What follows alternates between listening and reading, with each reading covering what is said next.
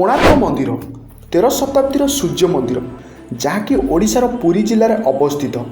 କୁହାଯାଏ କି ଏହି ମନ୍ଦିରର କୂଳଗଙ୍ଗା ସାମ୍ରାଜ୍ୟ ମହାରାଜା ନରସିଂହ ଦେବ 1250 ଖ୍ରୀଷ୍ଟାବ୍ଦରେ ତିଆରି କରିଥିଲେ। ଏହି ମନ୍ଦିରର ବିରାଟ ବଡ଼ ରଥ ଆକୃତିର ଏବଂ ଏହି ମନ୍ଦିରର ରଥରେ ଲାଗିଥିବା କବାଟ ଏବଂ ଚକାଗୁଡ଼ିକ ବହୁତ ମୂଲ୍ୟବାନ ଧାତୁରେ ତିଆରି କରାଯାଇଛି। ଏହି ମନ୍ଦିର ଭାରତର 7ଟି ଅଦ୍ଭୁତ ମନ୍ଦିର ମଧ୍ୟରୁ ଗୋଟିଏ। ତାହେଲେ ଫ୍ରେଣ୍ଡସ୍, ଚାଲନ୍ତୁ ସର୍ବପ୍ରଥମେ ଏହି ମନ୍ଦିରର ଇତିହାସ ବିଷୟରେ ଜାଣିବା ପୂର୍ବରୁ ଆପଣ ଆମ ଚ୍ୟାନେଲକୁ ସବସ୍କ୍ରାଇବ୍ କରନ୍ତୁ ଆଉ ପାଖରେ ଆସୁଥିବା ବେଲ୍ ଆଇକନ୍ ଘଣ୍ଟି ନିଶ୍ଚିତ ଦବାଇ ଦିଅନ୍ତୁ ଆଉ ନିଜ ପ୍ରିୟଜନଙ୍କ ସହିତ ଏ ଭିଡ଼ିଓକୁ ସେୟାର କରିଦିଅନ୍ତୁ ଆଉ ଗୋଟେ ଲାଇକ୍ କରନ୍ତୁ। ଶାମ୍ବା ପୁରାଣ ଅନୁସାରେ ଏହି ମନ୍ଦିର ସ୍ଥାନରେ ଆଉ ଏକ ସୂର୍ଯ୍ୟ ମନ୍ଦିର ଥିଲା, ଯାହାକୁ 90 ଶତାବ୍ଦୀ ବା ତାଠାରୁ ପୂର୍ବରୁ ଦେଖାଯାଉଥିଲା। ଶାମ୍ବା ପୁରାଣ ଅନୁସାରେ ଶ୍ରୀକୃଷ୍ଣଙ୍କ ପୁଅଙ୍କୁ କୃଷ୍ଣ ରୋଗର ଅଭିଶାପ ଥିଲା ଏବଂ ତାଙ୍କୁ ଏହି ଅଭିଶାପରୁ ବଞ୍ଚାଇବା ପାଇଁ ଋଷି କଟକ ସୂର୍ଯ୍ୟଦେବଙ୍କୁ ପୂଜା କରିବା ପାଇଁ କହିଥିଲେ। ତାପରେ ଶାମ୍ବା ଚନ୍ଦ୍ରଭାଙ୍ଗା ନଦୀ କୂଳରେ ମିତ୍ର ଭାନୁ ପାଖରେ 12 ବର୍ଷ ପର୍ଯ୍ୟନ୍ତ ତପସ୍ୟା କଲେ।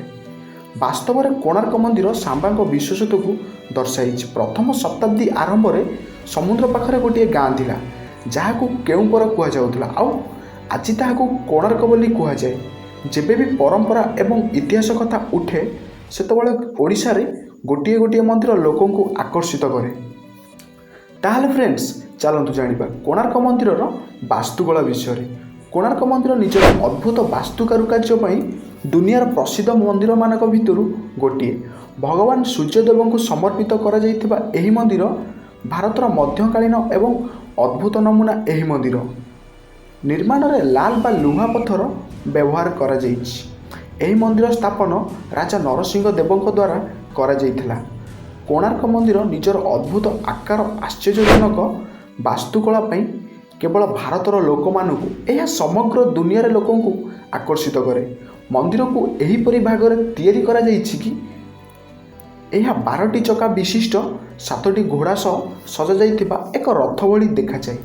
ହିନ୍ଦୁ ଧର୍ମ ଅନୁସାରେ ଭଗବାନ ସୂର୍ଯ୍ୟଦେବଙ୍କର ରଥର 12ଟି ଚକା ଏବଂ 7ଟି ଘୋଡ଼ାରେ ସୁସଜ୍ଜିତ ବୋଲି କୁହାଯାଇଛି ଏବଂ କୋଣାର୍କ ମନ୍ଦିର ସୂର୍ଯ୍ୟଦେବଙ୍କ ଏହି ରଥ ଆକୃତିର କରାଯାଇଛି। ପାଖାପାଖି 100 ବର୍ଷ ପୂର୍ବରୁ ଏହି ମନ୍ଦିର ବାଲିରେ ପୋତି ହୋଇଯାଇଥିଲା ଏବଂ ମନ୍ଦିରର ବହୁତ ସ୍ଥାନ ମଧ୍ୟ ଧ୍ୱଂସ ହୋଇଯାଇଥିଲା ଏବଂ ଏହାର କାରଣ ହେଉଛି କି ମନ୍ଦିରର ଇତିହାସ ପ୍ରକୃତି ଅନେକ ମୋଗଲ ଆକ୍ରମଣକାରୀମାନେ ଏହି ମନ୍ଦିର ଉପରେ ଆକ୍ରମଣ କରିଥିଲେ। ମୁଖ୍ୟ ମନ୍ଦିରରେ 3ଟି ମଣ୍ଡପ ଦ୍ୱାରା ଭାଗ କରାଯାଇଛି ଏବଂ 2ଟି ମଣ୍ଡପ ବାଲିରେ ପୋତି ହୋଇସାରିଲାଣି। ଗୋଟିଏ ମନ୍ଦିର ଯେଉଁ ଦେବାଦେବୀଙ୍କ ମୂଲ୍ୟବାନ ମୂର୍ତ୍ତି ସବୁ ଥିଲା, ତାହାକୁ ଇଂରେଜମାନେ ଭାରତ ସ୍ୱାଧୀନ ହେବା ପୂର୍ବରୁ ମୂର୍ତ୍ତିଗୁଡ଼ିକକୁ ସୁରକ୍ଷିତ ରଖିବା ପାଇଁ ବାଲି ଏବଂ ମାଟି ତଳେ ସାଧୁମାନଙ୍କ ଦ୍ୱାରା ବନ୍ଦ କରିଦେଇଥିଲେ। ଏହି ମନ୍ଦିରରେ ସୂର୍ଯ୍ୟଦେବଙ୍କର 3ଟି ମୂର୍ତ୍ତି ରହିଛି, ଯେଉଁଥିରେ ତାଙ୍କ ବାଲ୍ୟ ଅବସ୍ଥା ଏବଂ ବୃଦ୍ଧ ଅବସ୍ଥା ଏବଂ ବୃଢ଼ ଅବସ୍ଥାକୁ ପ୍ରଦର୍ଶିତ କରାଯାଇଛି। ଏହାର ପ୍ରବେଶ ଦ୍ୱାରରେ ନଟ ମନ୍ଦିର ଅବସ୍ଥିତ। କୁହାଯାଏ କି ନର୍ତ୍ତକୀମାନେ ସୂର୍ଯ୍ୟଦେବଙ୍କ ପ୍ରତି ଥିବା ପ୍ରେମକୁ ଦର୍ଶାଇବା ପାଇଁ ଏହି ସ୍ଥାନରେ ନୃତ୍ୟ କରୁଥିଲେ। ଏହି ମନ୍ଦିରର ଉପର ଭାଗରେ ଗୋଟିଏ ଚୁମ୍ବକ ପଥର ଲଗାଯାଇଥିଲା, ଯାହାଫଳରେ ସମୁଦ୍ରରେ ଯାଉଥିବା ଜାହାଜ ଟାଣି ହୋଇ ଚାଲି ଆସୁଥିଲା, ଯାହାଫଳରେ ଜାହାଜମାନଙ୍କର ବହୁତ କ୍ଷତି ହେଉଥିଲା। ଏହି ମନ୍ଦିରର ଦ୍ୱାରରେ 2ଟି ସିଂହ ହାତୀକୁ ଆକ୍ରମଣ କରୁଥିବାର ମୂର୍ତ୍ତି ଦେଖାଯାଏ। ଆଶ୍ଚର୍ଯ୍ୟର କଥା ହେଉଛି କି ଏହି ମୂର୍ତ୍ତି ତିଆରି କରାଯାଇଥିବା ପଥର ବର୍ତ୍ତମାନ ସମୟରେ ଆଉ ଦେଖାଯାଉନାହିଁ। ଏହି ମନ୍ଦିରର ପାଖାପାଖି 2ଟି ବଡ଼ ମନ୍ଦିର ଅଛି। ଗୋଟିଏ ହେଉଛି ମହାଦେବୀଙ୍କ ମନ୍ଦିର ଓ ଅନ୍ୟଟି ହେଉଛି ବିଷ୍ଣୁ ମନ୍ଦିର ବୋଲି କୁହାଯାଏ। ଗୋଟିଏ ହେଉଛି ମହାଦେବୀଙ୍କ ମନ୍ଦିର, ଯାହାକୁ କୋଣାର୍କ ମନ୍ଦିରର ପ୍ରବେଶ ଦ୍ୱାରର ଡାହାଣ ପାଖରେ ରହିଛି। ମହାଦେବୀ ମନ୍ଦିରର ସୂର୍ଯ୍ୟଙ୍କ ପତ୍ନୀଙ୍କ ମନ୍ଦିର ଏବଂ ଦ୍ୱିତୀୟ ମନ୍ଦିର ହେଉଛି ବିଷ୍ଣୁ ମନ୍ଦିର, ଯେଉଁଥିରେ ଭଗବାନ ବଳରାମ, ବାରହା ଏବଂ ବିକ୍ରମଙ୍କ ମୂର୍ତ୍ତି ମଧ୍ୟ ରହିଛି, ଯାହାଫଳରେ ଏହି ମନ୍ଦିରକୁ ବୈଷ୍ଣବ ମନ୍ଦିର ମଧ୍ୟ କୁହାଯାଏ। କିନ୍ତୁ 2ଟି ଯାକ ମନ୍ଦିରରେ ମୁଖ୍ୟ ମୂର୍ତ୍ତି ନାହିଁ। ଏହି ମୂର୍ତ୍ତି ଗୁଡ଼ିକକୁ ଆପଣ କୋଣାର୍କର ଆର୍କୋଲୋଜିକାଲ ମ୍ୟୁଜିୟମରେ ଦେଖିବାକୁ ମିଳିବ। ଚାଲନ୍ତୁ ଏବେ କୋଣାର୍କ ମନ୍ଦିରର ରହସ୍ୟ ବିଷୟରେ ଜାଣିବା।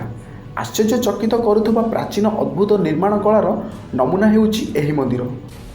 କୋଣାର୍କ ମନ୍ଦିରର ନିର୍ମାଣ ରଥ ଆକୃତିର, ଯାହାର 24ଟି ଚକା ଅଛି। ରଥର ଗୋଟିଏ ଚକାର ଲମ୍ବ 1 ଫୁଟ ଓ 7ଟି ଘୋଡ଼ା ମଧ୍ୟ ଅଛି। ଏହି ମନ୍ଦିର ୟୁନେସ୍କୋ ୱାର୍ଲଡ ହାଇଡ୍ରୋଜେନ୍ ୱେବସାଇଟ୍ରେ ମଧ୍ୟ ସାମିଲ ଅଛି। ଦେଶର ଏହା ଏକମାତ୍ର ମନ୍ଦିର ଯାହାକୁ ଆଜି କୋଣାର୍କ ବୋଲି କୁହାଯାଉଛି।